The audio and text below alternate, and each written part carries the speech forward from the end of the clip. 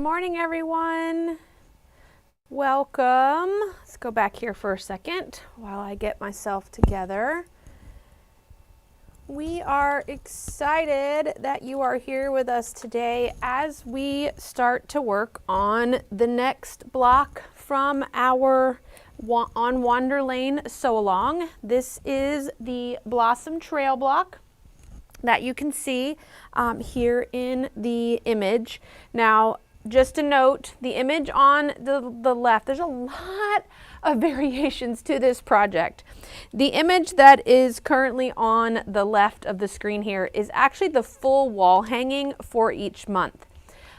For our block of the month kit, we're actually only in the kit you will receive the fabric and pre-cuts that you need to make the center block, and then the 3 or 4 additional pieced blocks that we need to make the big quilt. If you are wanting to make the full wall hanging, we have a few things. We do have full kits available to make the wall hanging just like they're pictured here on the image of the screen, and then we also have some conversion kits. I don't have them up online, but I will get them, or if you can't find them, just shoot me an email at materialgirl@verizon.net. I went looking for them, and apparently I don't have them up online yet, but I will fix that. The conversion kits, as we call it, they are kits that will allow you to take what you received in your block of the month packet and convert it into this wall hanging. Okay, that will include the backing, the binding, all of the additional fabrics you need to make the other pieced blocks that are in there as well. And then just a note, if you do buy a full wall hanging kit, we do not have the pre-cut laser appliques inside that kit. So let's just jump in here and get started. This month, I just want to cover a few things. We're getting to the point where things are, getting to be repetitive, and it just becomes practice, practice, practice. That's there. I just thought we could kind of go over a few things that I felt were helpful in keeping you organized in that aspect. So let's go take a look at what we have going on for this month, and then we'll work through the assembly of the blocks and the center house panel. Now, there is one thing I want to point out, and you may want to double check your pattern. There is a pattern correction up for this particular pattern that you want to verify. So you want to look at page 4 of your booklet, or if you have the non-booklet patterns, those were the patterns that were in the plastic sleeves that she originally had started before she put them into book form. You want to look under the instructions for chick in the nest. You want to make sure that letter F is marked as 2 1.5-inch squares. And then under the flower block, you want to make sure that the petal fabric C is listed at 4 3.5-inch squares. Okay, so you just want to make sure that you do make those adjustments before we get started cutting today. Okay, so this month we actually, let's see here, not only do you have the center house block, but we actually have 4 blocks that we're making this month, and not the 3 like we have in the previous 2 months. So we have 4 blocks that are being pieced this month in addition to the house block, and these are the blocks that we are going to be doing. Okay, now I'll finally take you to the cutting table. Okay, couple of things. One, for the pattern, you know you'll always want to pull out the center placement guide that you'll need for specifically the placement guide of the house block that we will have for the project. So we'll have that, you'll need that. If you are making the full quilt, okay, so the full quilt, we're going to be making one each of the blocks, okay? So I'm going to do one thing here. We're going to add the image down here in the corner, just so that you can see, reference kind of what it is, what we're doing. For the full quilt, you are going to be making one each of these particular blocks. We are going to make one chick in the nest, one, what is she called? One bird block, there's one flower block, and then we have one art square block that we have to make. There are a lot of pieces in each of these blocks, okay? So I can be very easily confused or grab a wrong piece of fabric. I did cut them out. It took me probably a good hour last night with getting everything cut. They are small pieces that we are working on today. Now, first things before you cut anything for your block, you want to cut the pieces that you need for your house block. Okay, so you always start with your house block because these are going to be your biggest pieces that you need. And I went ahead and pieced all of that and did that first. So I just want to kind of go over. This is A, okay, this is B, this is C, and this is D. Okay, so that you can kind of tell. The other thing to note is that, let me grab an image of the full quilt here. So this is our full quilt. Let me grab, let's zoom in here for a second.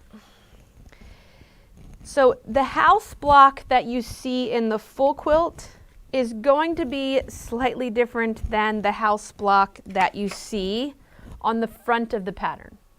Okay, so don't always, if you're making the quilt, period, if you have a kit to do the quilt, you're going to be paying attention to the image in the instructions here in the back of your book pattern. Don't pay attention to the image on the front of the book or the front of the pattern because the backgrounds have changed, okay? And the reason for that is because that way, if at one point this was the same background as what was touching this, she changed it out. She wanted to add a little bit more light into the quilt. So our backgrounds, the block kits, your block of the month kits are based on this image in the full quilt. And you'll find this is the Shamrock Ridge book, but any of the books, the very back page is the full quilt that we are doing, okay? So A, B, C, and D, okay, that you are going to cut your squares, piece them together, and then you're going to apply the large background hill to the bottom of that. And then at the bottom of that piece, you're going to add the pieced strip, okay? And if you remember, this pieced strip is from 2 pieces of fabric. The first things you want to cut, it's a 1.5 by 10 inch strip of each color. You'll piece together with a 1/4 inch seam and then subcut into 1.5 inch segments and then attach to the bottom of your 12.5-inch square. Okay, well, it's 12.5 one direction and not the other. So it's 12.5 this way, and then when you add this piece, then it becomes 12.5 this direction. Okay, get all of that pieced and pressed and set that to the side. That is where we will now fuse and applique all of our house pieces in a moment. But we're going to set that to the side for the moment. And let's talk about our blocks. Boy, I have not had enough caffeine today, ladies. I do apologize that we have. So we're going to start with the bird block. The bird block is actually in the image here on the screen. It's the second block from the left. It's the one that is the whole bird. Okay. Now, the one thing that I want to point out to you is that you may have, you know, in how do I want to say it? In picking out fabrics, good morning, Miss Susan. In picking out fabrics for your piece, at some point you may accidentally pick up and grab the wrong piece of fabric or something along that lines. It's okay, okay? That's there. It's really not a big deal as to what you've picked out. Now, and I say that because I didn't have this image with me last night when I was prepping, doing my final prep, and I just guessed, and I guessed wrong. But you know what? It's okay. I have plenty of fabric, and I'll show you what I did. So the bird block is going to use the, let's zoom in here so that you can see. Should use the cream colored vine. It's going to use the gold whisper weave, this blue floral, and then this bluish whisper weave. And you have a couple of different blues. You know, feel free to use the one that you want that particular bird out of. Okay? Completely up to you as to what you want. And now, like I said, there's a lot of pieces here. Okay? A lot of small pieces. So I would go through this, and I would personally, on these fabrics, I would mark the letters as I was cutting them out on the back side of these squares. Okay, that is, you know, some of them are, you know, they look square, but they're not square. So I'm just,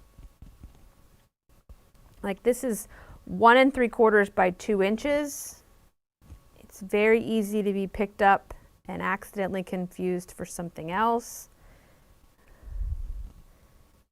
Now, this fabric is somewhat of a directional piece. Now, when I cut this out, I didn't really pay attention to it, to be honest. I did not pay one bit of attention to it.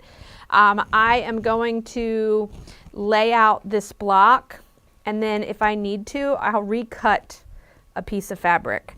I decided that I wasn't honestly in the mood last night.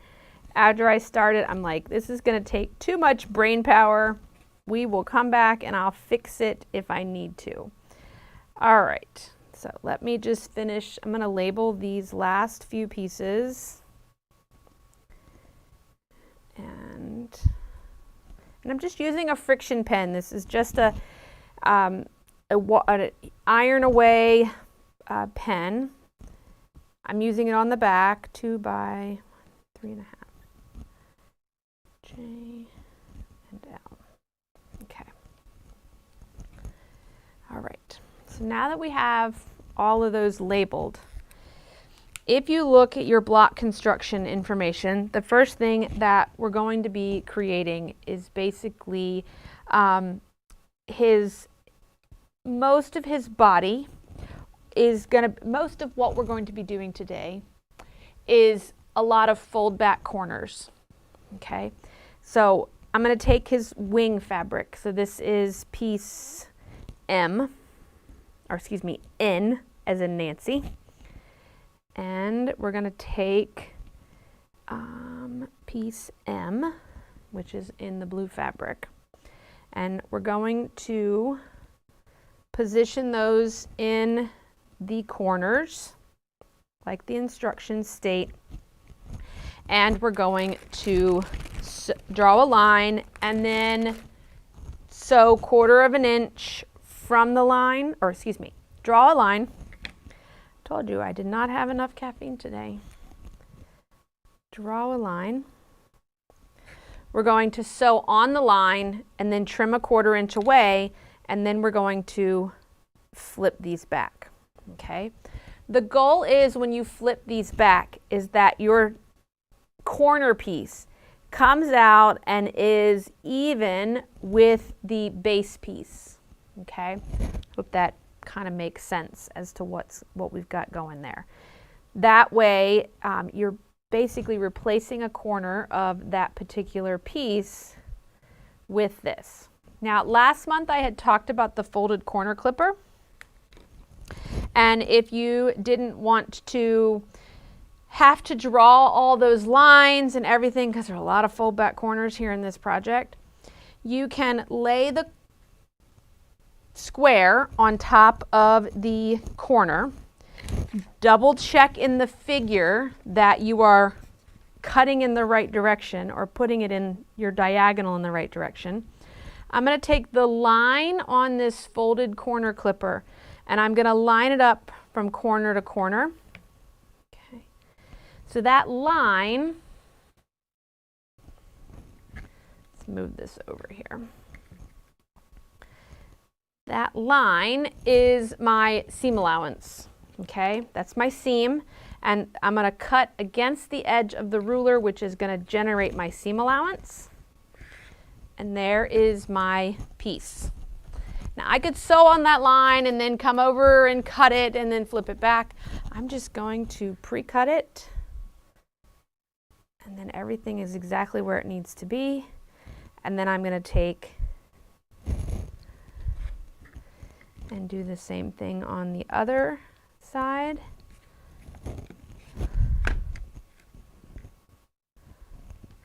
Oh, did I mark? Yeah, I did the right one. And we're gonna put that there. Okay, so that's going to be my wing piece. So we're going to head over to the machine, and I'm going to sew a 1/4 inch seam here so that I can show you what we're doing. Now I'm using, on my machine, I'm using a Bernina. I'm using a straight stitch plate with a 1/4 inch foot. Okay, so your straight stitch plates, even if you don't have a Bernina, everybody makes a straight stitch plate. That straight stitch plate, the purpose of that single hole, okay, so your normal straight stitch plate, the needle hole is going to be a large oval. It's going to be the full width of your stitch width of your machine. And so that kind of gives your fabric and your needles some play and movement. By switching over to a straight stitch plate, you have taken that large oval down to one single hole, large enough for the needle in center position. This is going to help stop your machine from eating your corners. If you have a problem with, starting a corner of a square or a triangle and everything just gets sucked down, this is going to help stop that. Okay, I'm going to get my foot down here, following the edge of my foot with my 1/4 inch seam. And I'm just going to stitch. Never sew over a pin. Now normally I would work through and I would have a bunch of these and I would chain piece all of this as one, a bunch of different pieces, but I just want to show you.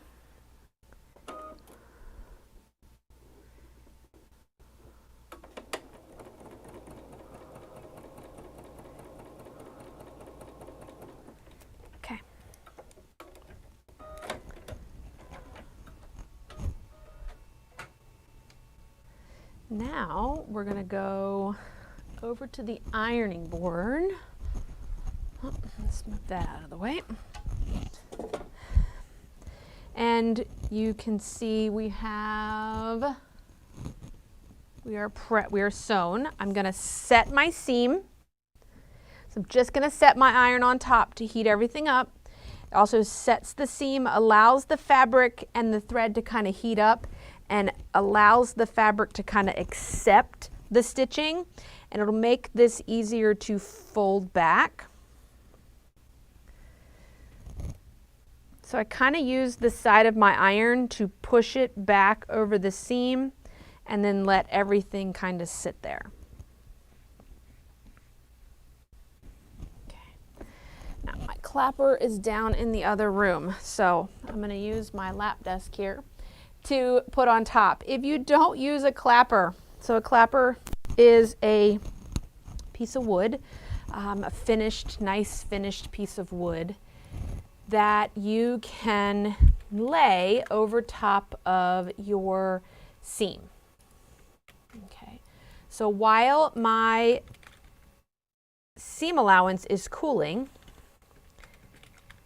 it kind of forces the fabric to cool in the direction that I want. Okay, so see how flat that lays now? Whereas if we had originally ironed it and then walked away, everything's going to start to kind of curl back up. This clapper is going to help force the fabric to stay where we want. And like I said, everything should come back and be even with your original rectangle size. If it's a little bigger, that's fine. We can square this down. You just don't want it to, when you fold it out, for it to be, you know, really short in a particular area. We want it to be as big as we possibly can get. So let's go over to the cutting table. Now this piece started out as a 2 by 3.5 inch piece, and we're going to see if I can find a ruler. Oh, there we go. So just so I can make sure, just gonna trim up that little bit. I probably sewed a little more like a scant 1/4 inch, so therefore I have a little bit excess. Okay.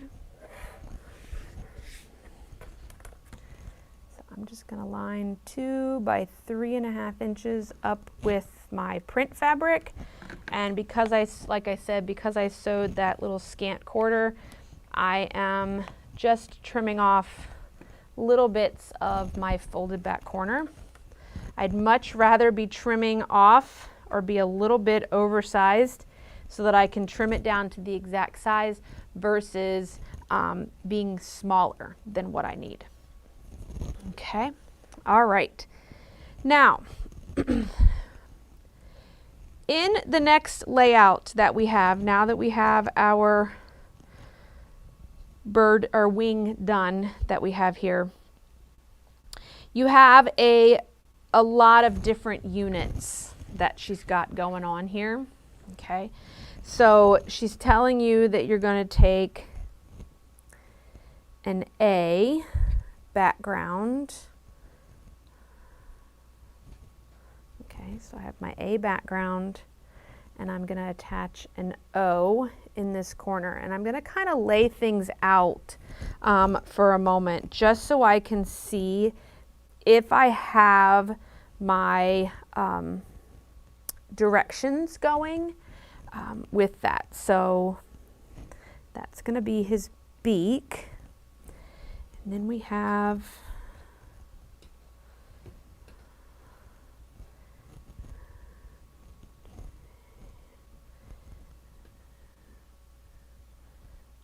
just need to leave these pieces upside down so that I can do this.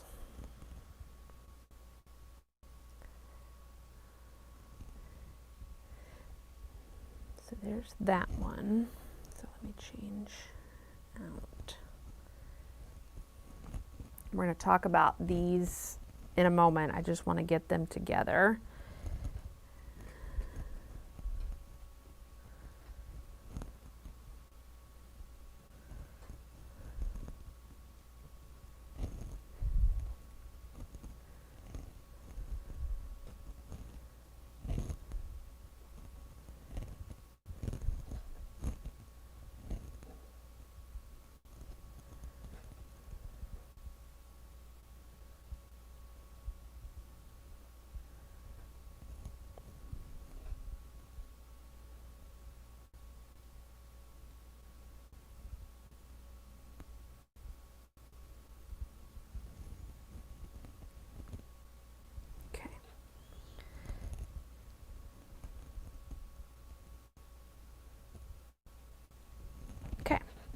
And then we have, oh, I must not have cut one. Okay.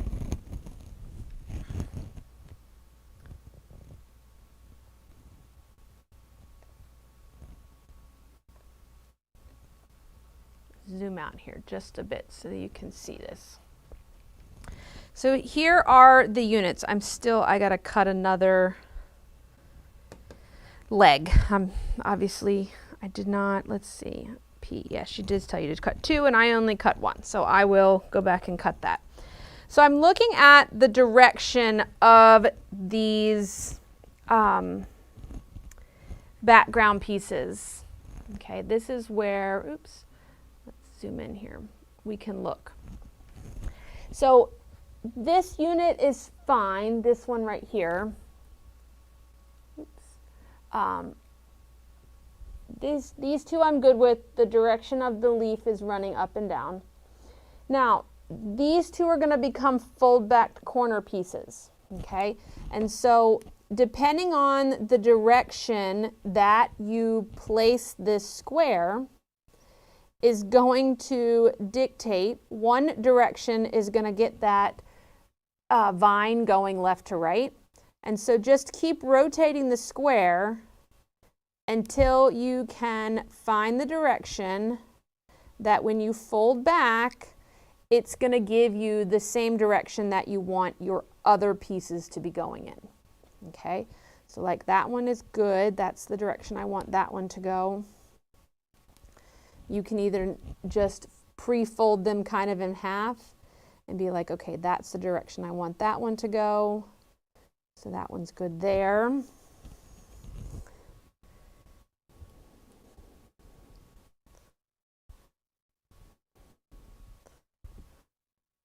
This one is going to go this way.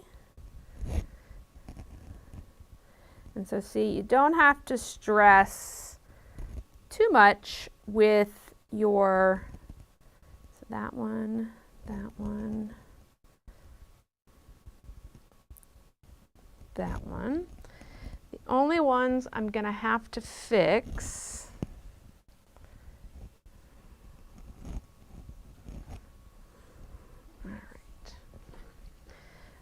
gonna have to fix this one here. Okay, he is going the wrong direction compared to everything else. Okay, so I need to recut him so that he goes this way. Okay, now you have plenty of fabric, not just from this month, but you have all your previous months, right? So I would highly recommend that you take all your previous month's fabric and keep them kind of stored in one place.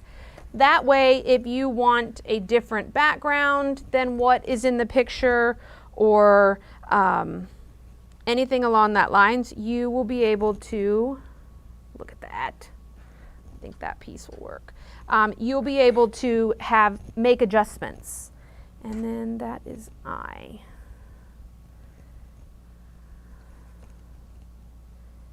No, that's H.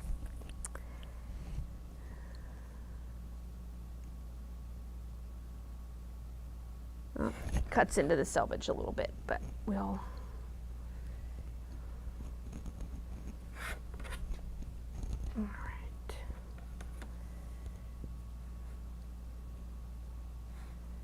Let me recut this one.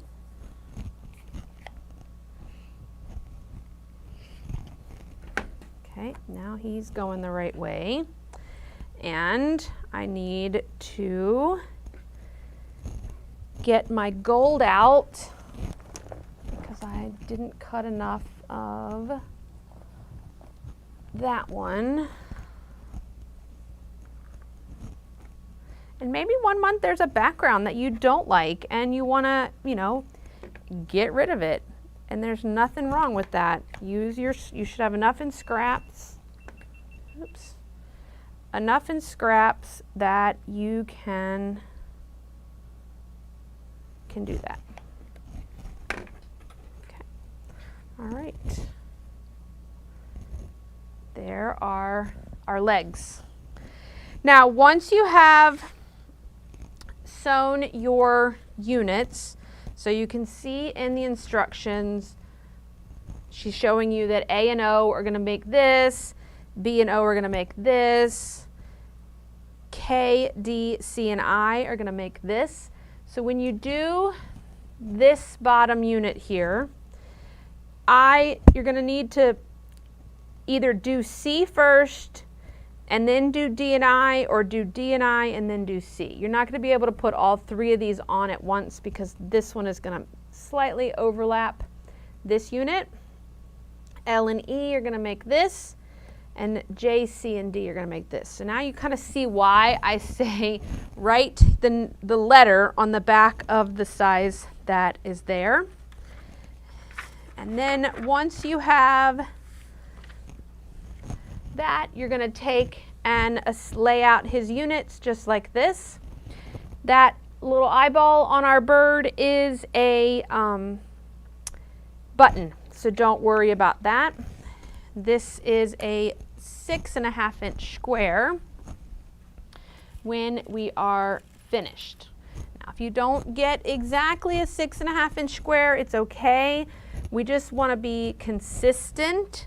So as long as they are similar in size to your other blocks, that's fine. Just leave them like they are right now. We will deal with that when we go to assemble, once we have all the blocks made. Okay, so it's not worth trying to make any changes. All right, give me 1 second. I just want to pin this before I move it, since I spent all that time getting my squares in the right place. Okay. And then we'll sew that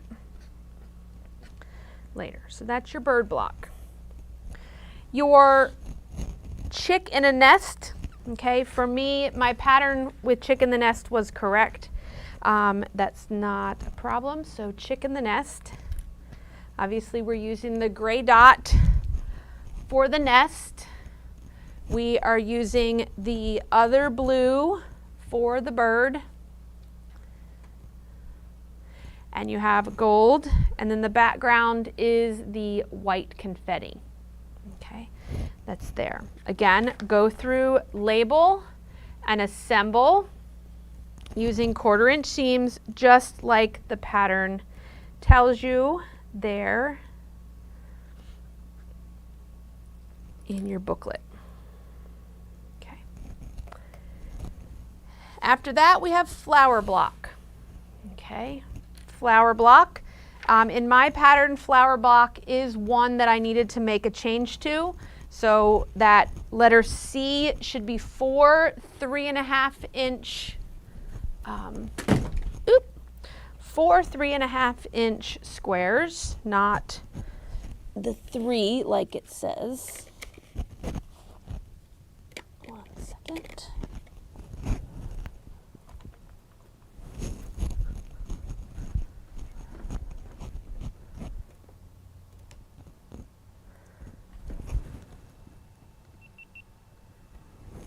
Okay. All right. Now, for this one, I made a little bit of a change to it. Oh, no, I didn't. I thought I did.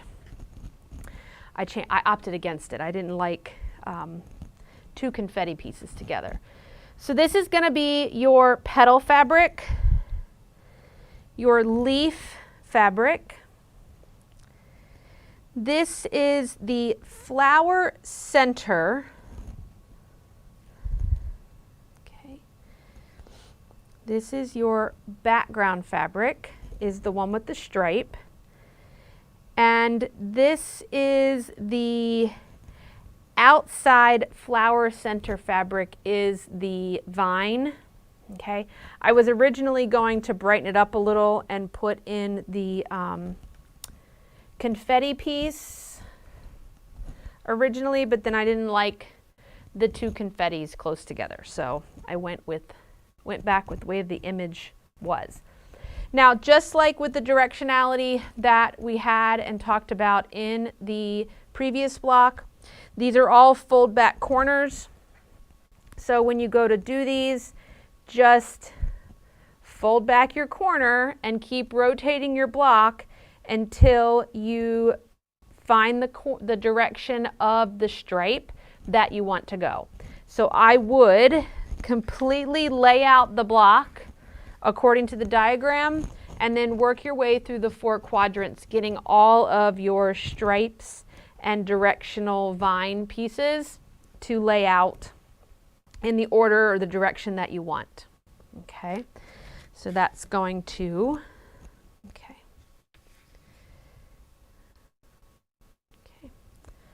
there's that one, and then our last one is going to be the art square. Okay,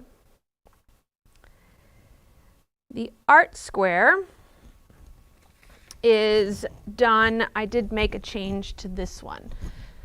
So the art square is going to use a 3.5-inch square of your print. Okay, and remember, each month you're going to get a new piece just because that's the way that the pattern was written. But I am still using, let's see, the first one that we got. Okay, so this is still the piece of fabric from month 1 that I've gotten all of my blocks out of.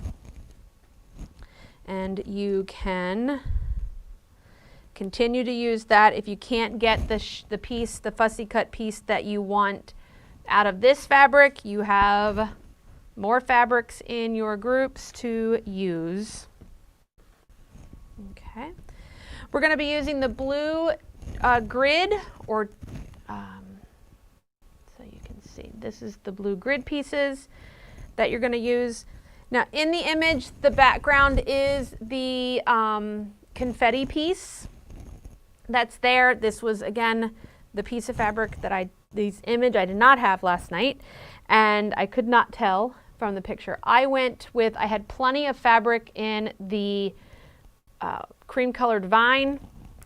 If you want to use the confetti piece, you can. If you've used it, if you don't have enough of it, you can reach back into your stash from previous months and you should have enough to be able to do that. Because I had miscut one, I didn't have enough. That's there. And then we're going to put together the art square. It's basically a square and a square, but really it's flying geese with the 4 corners that's there. And feel free to, maybe you don't want blue. Feel free to make it any color that you like, okay? These are your quilt blocks. Nobody says that you need to make it just like the pattern. Okay, give me 1 second.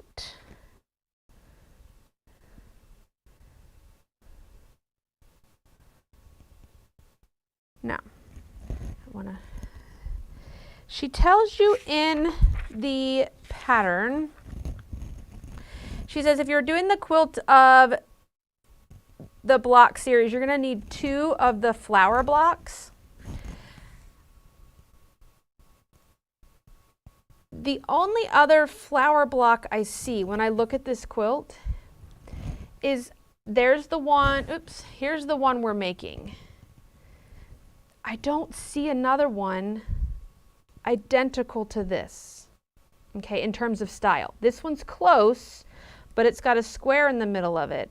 So as of right now, just make 1 flower block, okay? Don't look at the instructions and see where it says to make 2. Just make 1, unless I'm blind, I don't see another one. Okay, so just make one right now. If we need another one, we will make it later. Okay, that is our pieced blocks. Okay, I'm not gonna spend a ton of time doing those because it is a lot of piecing for those particular blocks.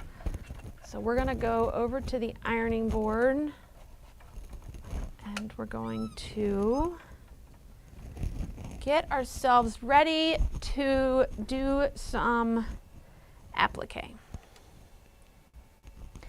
Do I have questions about anything, everything? I'll gladly chat with you about whatever you want. Blanket stitching, piecing, fusible applique, it's your choice. Okay, so we have our background piece. I'm going to move it to the side right now. I'm going to pull out my background template. That's there. I'm going to take my iron to it just to iron it down so that it's not quite as creased. Don't use any steam. I'm then going to lay my fusible mat right over top of it. So when we look at it, we need to start from the background and move out. Okay, so I'm going to get all my pieces out here and I'm going to get a small pair of scissors, maybe. One time my scissors are going to be where they are supposed to be.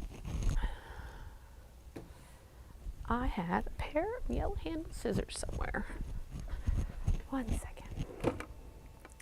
I need somebody to come organize this studio. There is stuff absolutely everywhere. All right, we're just going to use big handled scissors because I can't find my little ones. So I always reference, not only do I reference the pattern, but I usually bring over to the ironing board with me. I bring the pattern cover. It's fine if you're going to reference the picture in the front for your applique placement. Everything here is the same. So I am going to start one. I'm going to start first with my tree. And you're going to be like, but Amy, that's not in the background. The house is behind it. Now remember, I do have the ability with the fusible mat is I'm going to build this tree. I'm going to take it off and then build my house. And then I will layer them all back together. So all of the fusible appliques are in our kits are if they have multiple colors or multiple shapes out of one fabric piece. There's a small connector that's joining them. You just kind of clip that off flush. Okay. And to get the paper off the back, we've talked about before as well. You don't want to pick at the edge because that's the habit, is to pick at the edge, and then that's usually where you start to then get ravels and threads and things like that. So I usually just score the back with, I use my stiletto, and that should score the paper, and then I can peel from the centers out. Okay. I'm going to kind of position that. You'll kind of hang out there. We have a bird's nest.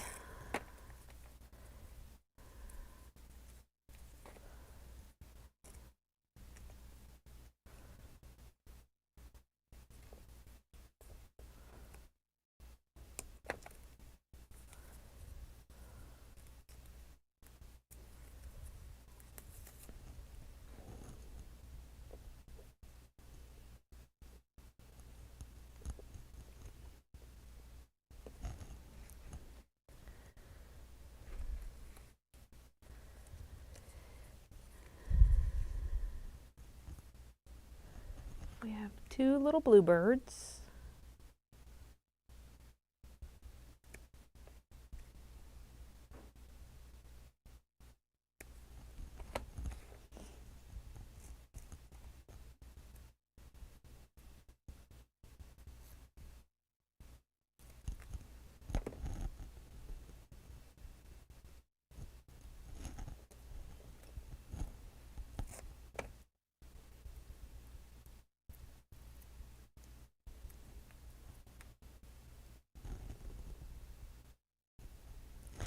We have 2 of the world's smallest beaks.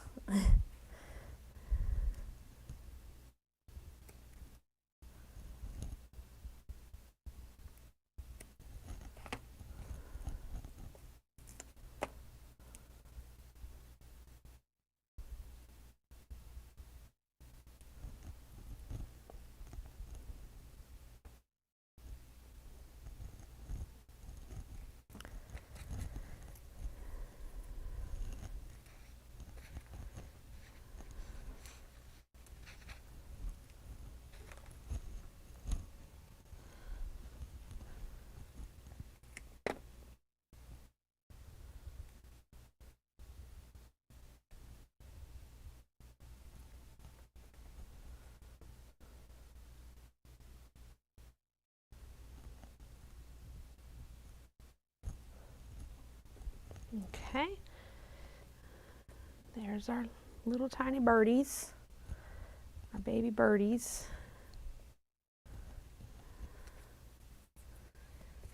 The flower, the door, get all my leaves out here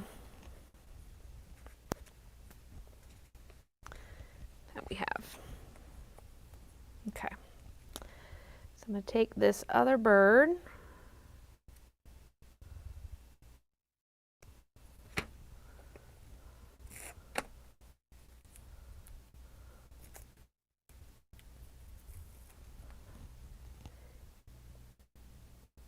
Sit here.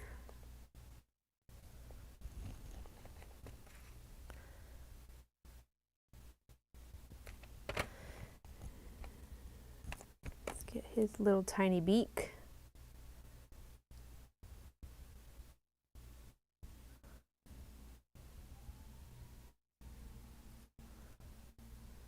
Ooh, little pieces.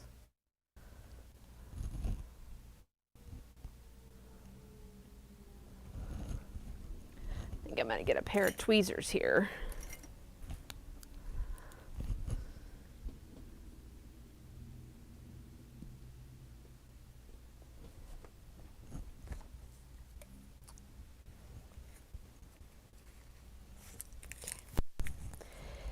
Now, as far as leaves go, feel free to put leaves wherever you want to put leaves, okay?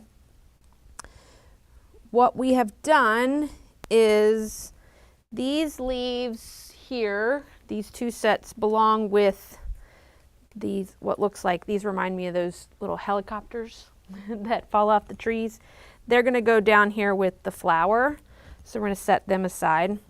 The rest of them, they are grouped by, not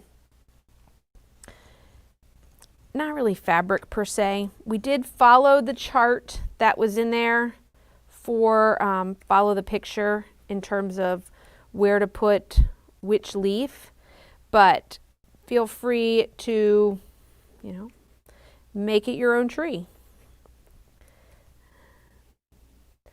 The laser appliques should be the same shape and size as the pattern pieces that are laying there, your template. But again, nobody's going to see this pattern template and know that you changed the location of a particular leaf. All right.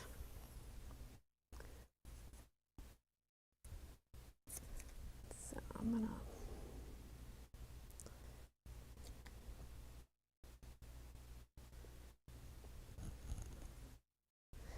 It doesn't really matter when you're doing this for the most part with the leaf. There is a flower that's going to go on each leaf and stem or branch intersection. Okay, so don't put too much thought in terms of is the leaf on top or underneath, or kind of where is it at, because we're going to cover it up. We will cover it when we put the button there.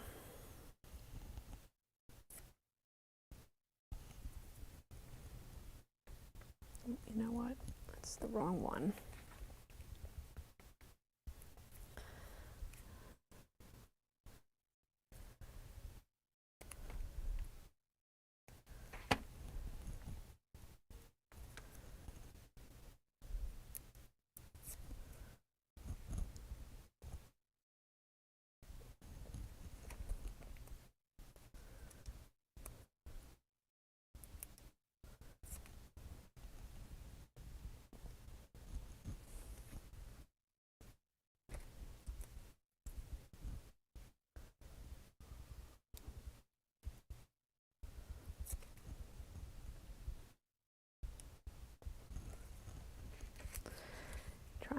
I need to bring a little trash can over to the ironing board on applique days.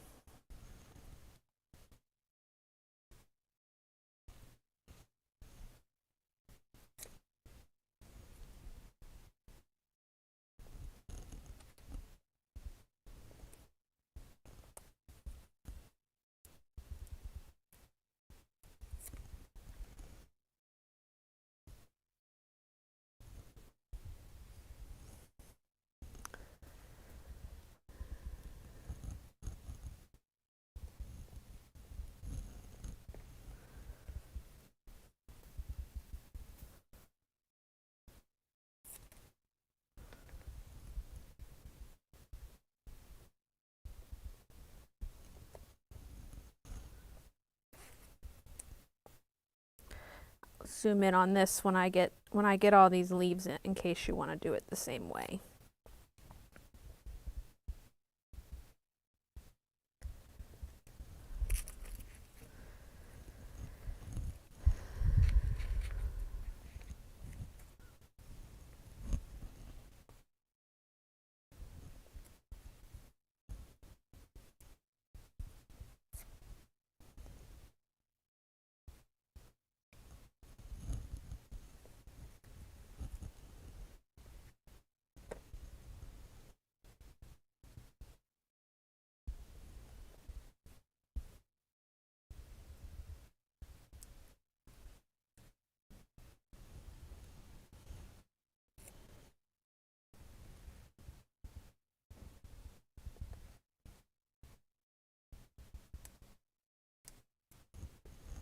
Okay.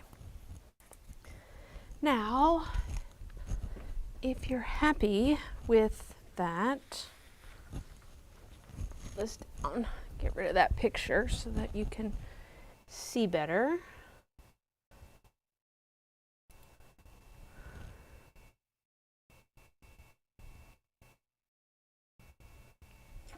Zoom in a little bit.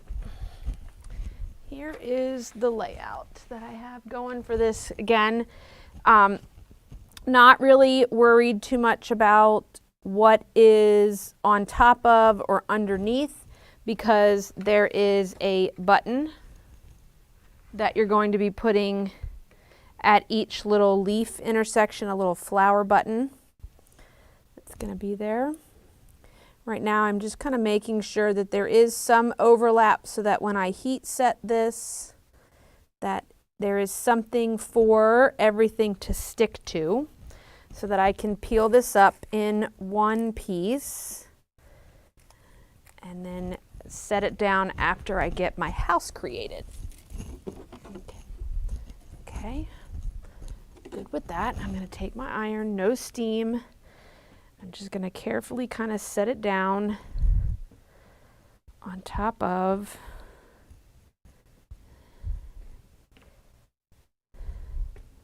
everything. Don't want it too long. We just want it there enough that we can peel it off. We're going to let it cool for a minute. While that's working, I'm going to go ahead and we've got our roof and our house. I'm going to go ahead and cut my windows apart.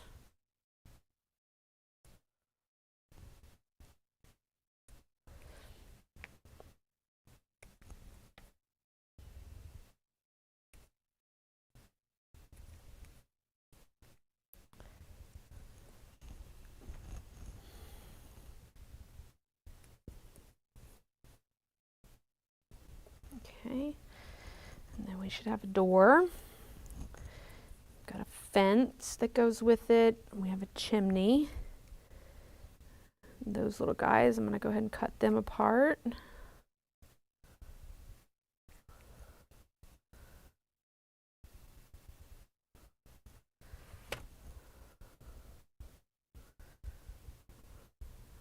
Okay. Then now we should be able to, oh, not quite enough overlap.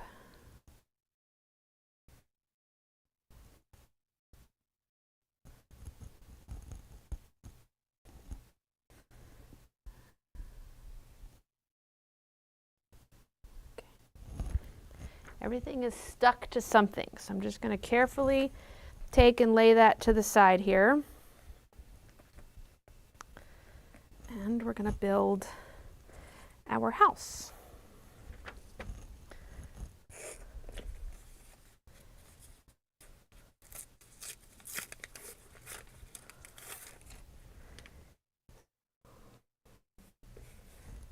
Our roof.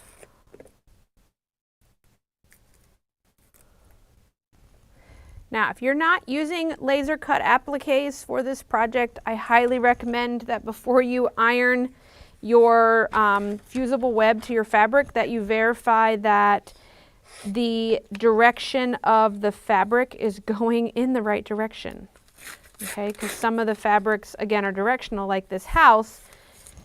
You probably don't want your house stripes running left to right. Or you probably don't want your chimney running the other direction of your house. So just be conscious, if you're not working with pre-cut appliques and you're making your own appliques, that you iron on the fusible matching the direction that you want. Okay, I kind of lift that up. Move it up a little. Kind of lifting this up just to kind of get an idea as to where the door may go. I'm just going to tap that with the iron real fast, just to hold it in place while I look at where a window may go.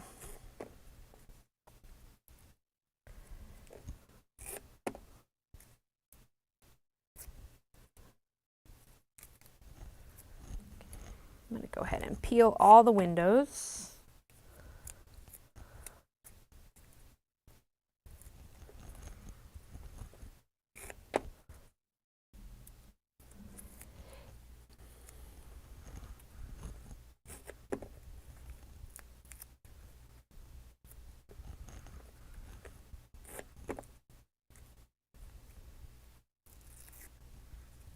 Okay. All right. Now I got all my windows. Kind of get an idea as to where. Okay. So that window is there. I'm going to grab a ruler because I want to make sure that my other window, when I place it, is going to be on the same plane as this, and it's just about a ½ inch over. Okay, so I am going to be, so 1, 2, 3. I am going to be particular in that aspect because I just want to make sure that they are straight.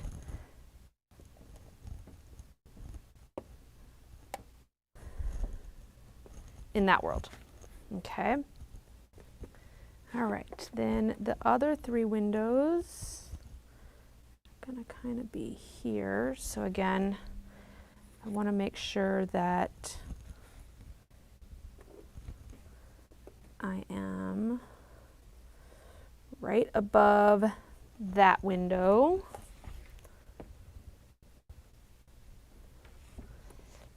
And I'm a 1/2 inch over, so I'm going to come over here.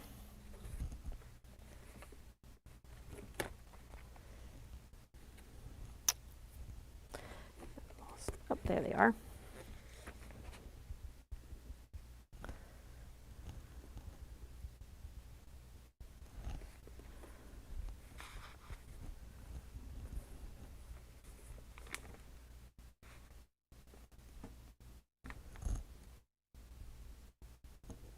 Okay.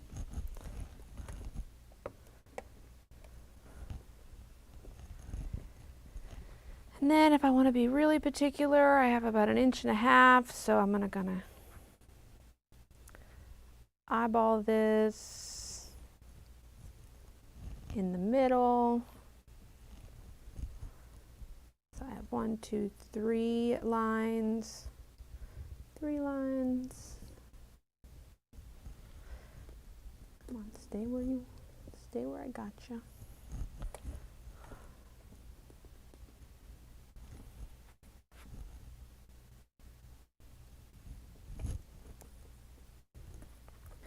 Set that down and give it all a really good press. You don't want to iron it too much because you need it to, you're going to be ironing it again to iron it to the fabric, and you don't want to over iron it. And if you over iron fusible web, it basically makes it not sticky anymore. And so you just want to just tap it with your hot iron just enough to get it to hold. I think he looks pretty good there. And then we're going to get our background fabric, because we're going to put it on here. So with your background fabric pieced and ready to go, I do reference the image on the front cover. So let's do this. So I kind of look at the image that we have here. You do have an overall placement again on that paper, but again, putting that down here, you can't really see anything through this. So we're just at the point, we're just going to kind of make it our own. We know that we need to make sure that we are always at least 1/4 inch in from the edges, so that we don't catch any of it in a seam allowance unless that was intended. The tree sets a little lower than the house in the scheme of things. That one branch kind of comes over the window. This one kind of comes down. That covers that seam.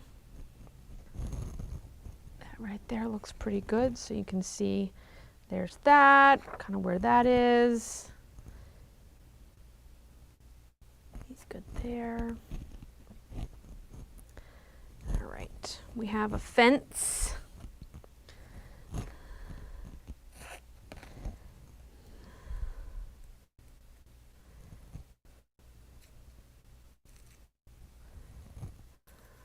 That we need to put in place.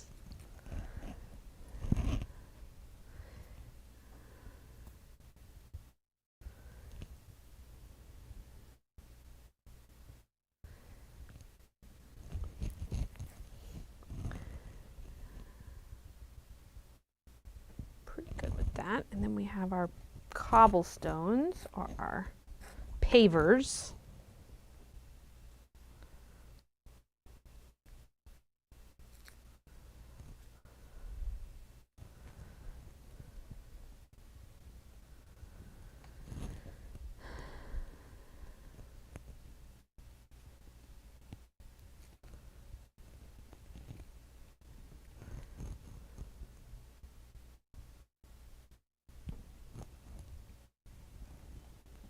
Okay. And then the last thing that we have flower.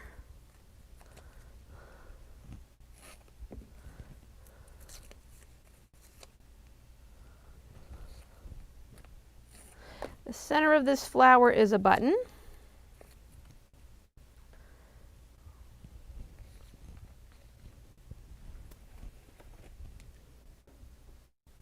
The stem of this flower is going to be done either hand stitch, or if you reference back to the Shamrock Ridge video, you can do it with a triple stitch or a straight stitch on the machine. I'll show you my block.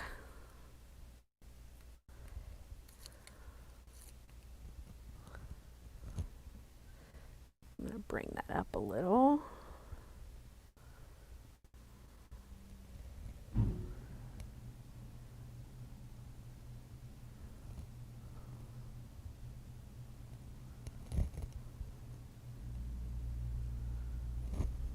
Okay.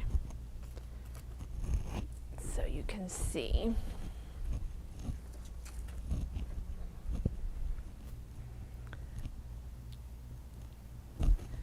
This stem here was done by sewing machine. The window panes were done by sewing machine. I did not do any hand work whatsoever for that, so I'll do the same thing here when I create that stem. And the very last thing, we have two little itty bitty hearts.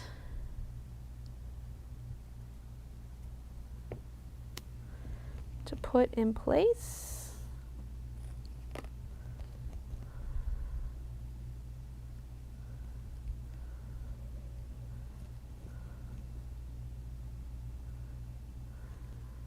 Where are those tweezers at?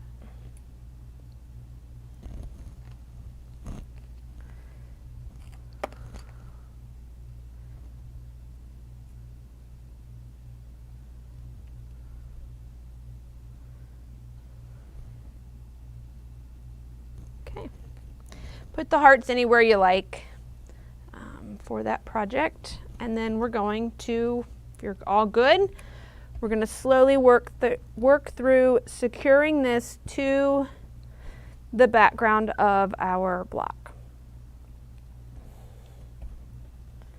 I'm just raising and lowering the iron, giving it a count of like 8.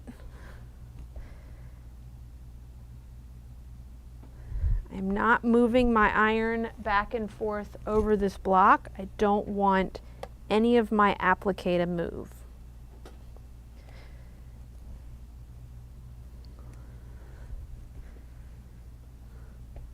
Okay. Nothing fell off. I'm going to give it a quick press from the back as well. So that way I know I'm got all the glue activated. Okay. Now I'm ready to work through blanket stitching this particular block. Couple of points I want to note about the blanket stitching on this block. So I'm going to zoom in so that we can see a little bit. One, let me put this block back so that you can see. This was a triple stitch on the machine, on your sewing machine, as well as that little guy. I need to get him a little starch. Probably should have used a little bit more stabilizer on the back side of that one, but it'll be okay. And then his stem here was also done with a straight stitch, triple stitch on the machine. Now, the only thing with blanket stitching on this particular project is going to be, or this particular block, is going to be these little itty bitty pieces, the hearts and the beaks. Now, you can blanket stitch it, absolutely blanket stitch it. It needs to be secured somehow. So whether you want to blanket stitch it and then opt to or opt to do a straight stitch around it. But what I would make sure that I did is that that blanket stitch that you're going to need to use for those beaks and those hearts is going to have to be smaller in proportion than what you're using for the rest of the appliques. Okay, so the blanket stitch that you used, let's just say whatever blanket stitch size that you use to applique these bigger pieces is not going to be what you're going to want, because otherwise what's going to happen is it's going to end up, these blanket stitches are going to end up overlapping. And to be honest, I personally am probably just going to do a straight stitch right, you know, kind of there. I'm not even going to follow the shape. I will just do a straight stitch kind of in a V just to hold those on. And in the heart, maybe just a V as well right here. But feel free to blanket stitch. I just don't think I'm going to blanket stitch it personally. But I do want to make sure that it is secured to the background so that over repeated washing and wear and tear and things along that lines, down at the end of your quilt will be beautiful. All right, that's what I have for you this month. I hope that you found it helpful. I hope that it keeps you motivated to keep moving on our project. And remember that if you want to do more of the additional projects that are in each pattern, if you have a block of the month kit from me, you have all of the buttons that you need to do all of these projects, but we also have all of the fabrics from Wander Lane 1, 2, and Whisper Weave 1 and 2 as well. So if you are in need of additional fabrics, you can find them on our website. I hope that everyone has a great day, and we appreciate you coming here and hanging out with us today as well. We look forward to seeing you real soon. Be sure to share your progress on your block of the month or on your wall hanging with us on social media. You can find us on Facebook. You can also find us on Instagram. Everything can be found from our website. We look forward to seeing you real soon. Thank you, everybody, and have a wonderful day.